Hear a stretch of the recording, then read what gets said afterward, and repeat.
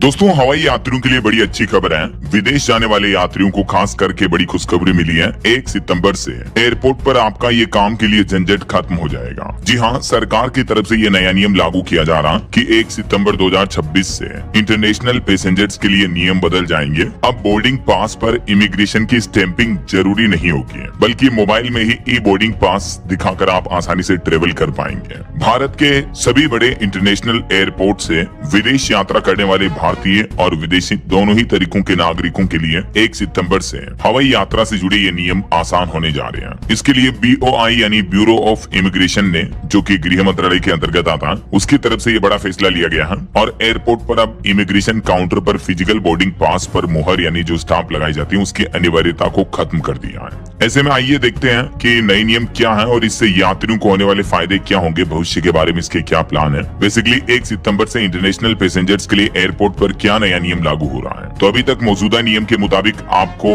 मतलब यात्रियों को अपने पास जो फिजिकल कागज का बोर्डिंग पास होता है उस पर इमिग्रेशन अधिकारियों से मुहर लगवानी होती थी, राइट। लेकिन अब वो मुहर नहीं लगवानी पड़ेगी, बल्कि यात्री अपने स्मार्टफोन पर, मोबाइल पर ई बोर्डिंग पास दिखा करके आसानी से इमिग्रेशन क्लियरेंस कर पाएंगे।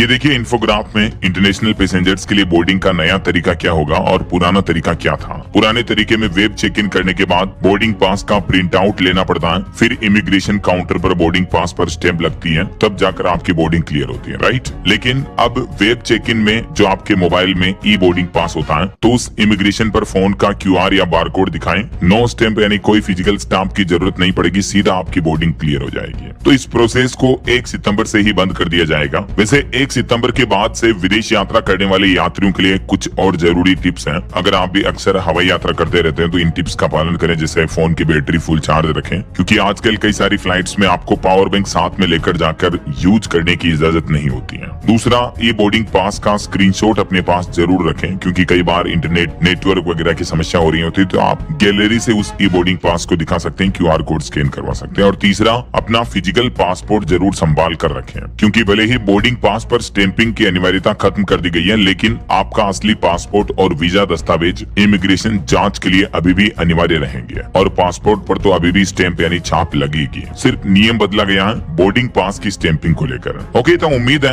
हवाई यात्रियों के लिए छोटा सा न्यूज अपडेट, नया नियम जो 1 सितंबर से लागू होने जा रहा है, इस बारे में आपको जानकारी जरूर मिली होगी। और भी आपके